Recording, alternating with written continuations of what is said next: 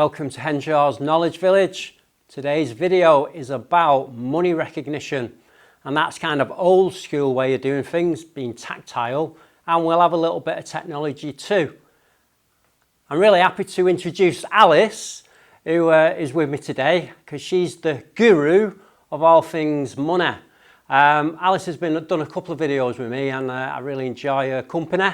And I've not seen her for ages due to this lockdown. So welcome, Alice. Glad to be back doing videos again with you. Oh, absolutely. So we've all got like money on the table. You've got a chunk of money. I think I've got a little bit more than you. So, so what are you going to talk about today?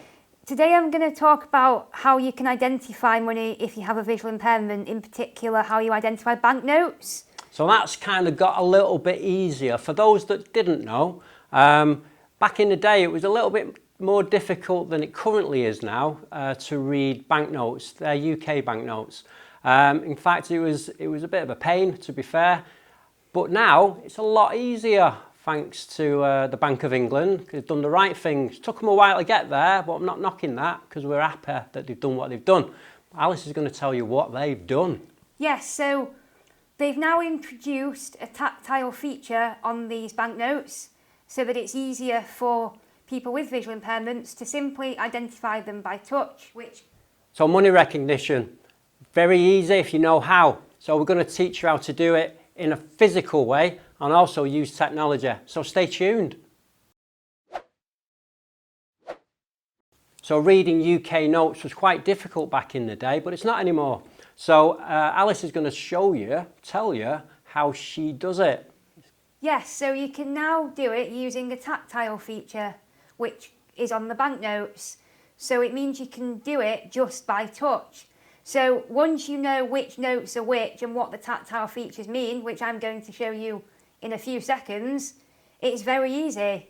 And you don't need to rely on technology or asking other people, which I think is super important because it means you can be more independent, more spontaneous, and ultimately it's more secure because you don't have to ask people or what a note is or anything like that, and you don't have to trust them, you can just do it yourself. And a buzzword there is independence, and that's what this is all about. So you got a 5, a 10 and a 20, Alice. I do. Tell me the story. Yeah, so the £5 note doesn't actually have any tactile feature, but that is its distinguishing feature. It's the only one that doesn't have a tactile feature. So if it's nice and smooth, it's a fiver. Definitely, yeah. Okay.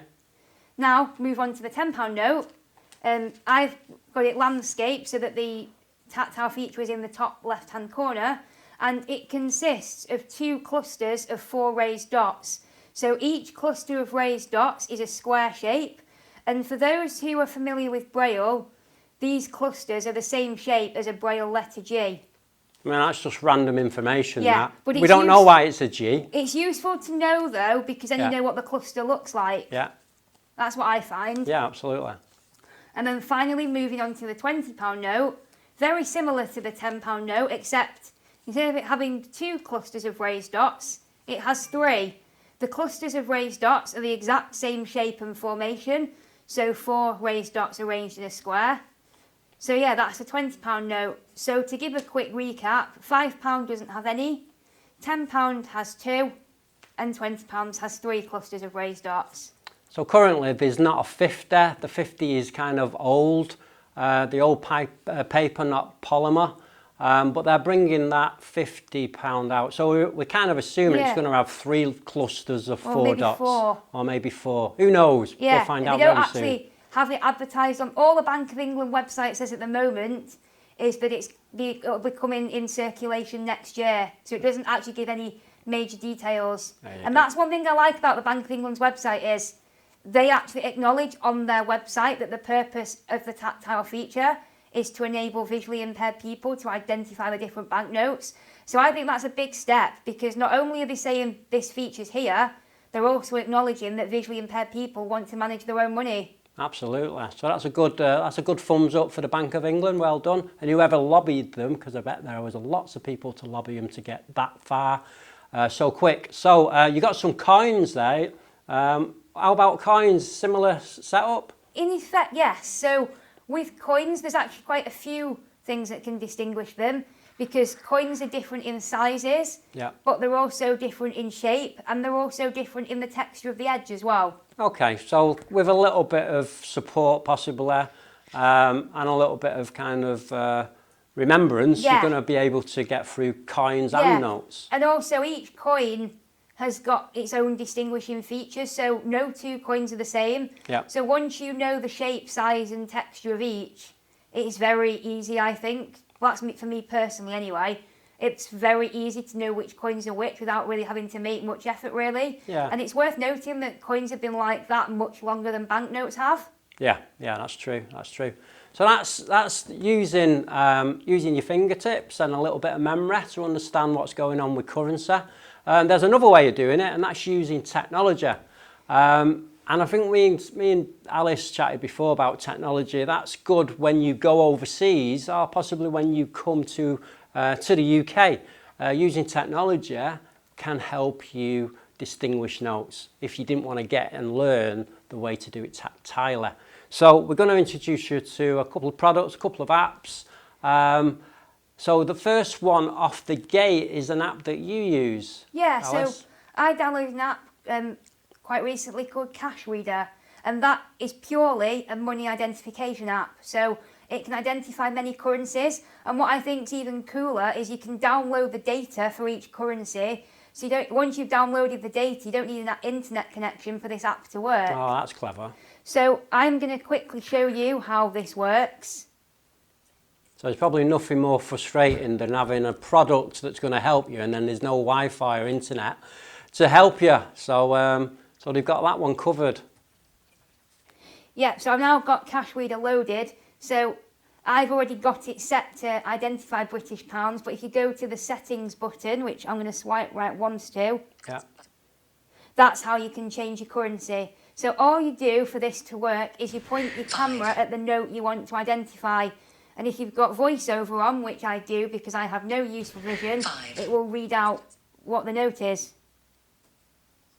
So there's an example. It does take a bit of camera manoeuvring and camera positioning, but once you mess about with your phone's camera, then it will eventually recognise, and I've just been able to show you then that it can do 5, 10 and 20.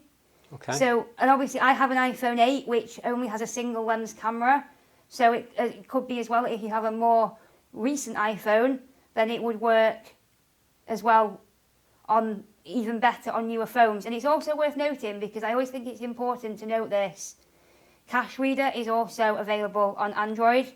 Okay. Because not all apps are, so it's good to say when they are. So let's talk about apps. So I've got Seeing AI on my phone, and I'm an advocate of Seeing AI. It's one of my go-to apps for people living with sight loss. And they've got a currency reader on it. But spoiler alert, it doesn't work anymore. So a bit of a nod to Microsoft. It doesn't work on the new polymer notes. And the reason I know that is because I've actually got an old £50 note. Who knew? Yeah, I keep going on about £50 notes. We don't see them very often. So it actually recognises the £50 note fantastic, but doesn't recognise any of the polymer notes, which is very disappointing, Microsoft. So I'll just show you quickly how that works. So I'm just going to go to Seeing AI, go into currency. £50. As easy as that, no messing around. You just got to get your camera up. £50. I'm proud, and it'll read it out for you. So that's a done deal. The other thing I've got here is the Arcam Read as well. So the Arcam Read doesn't read these as currency. It actually reads the numbers and it reads the elements that are on the notes. So again, I'm just going to wake it up and I'm going to show you how this works. £50. So that's £50. And it'll read everything else on there, but it essentially will read £50, £5, £20. Nice and easy piece of technology as well. So that's, in a nutshell, that's currency in the UK. You can do it physically or you can do it using technology. And that's been Alice, and she's been fantastic as always. Is there anything else you want to add, Alice? Yes, following on from Mark explaining Seeing AI and the currency mode and how it's free, I just want to add that Cash Reader, unfortunately, isn't entirely free. It does have a free mode, but that only recognises the lowest denomination. If you want to be able to recognise all denominations of a currency, then you need to upgrade. Now, what I quite like is that Cash Reader is a subscription-based purchase. I go for the 1 year option, which is £5.99 per year. So that's about having to pay an app to do the job that you need to do. But Alice has actually shown you how to do it without using technology in the UK. Not sure about other denominations. So if you're watching this from another country, how do you recognise your notes? Are they all kind of like ours? So they've got like tactile markings, different sizes. Be interesting just to let us know that. So that's me and Alice. Currency, money.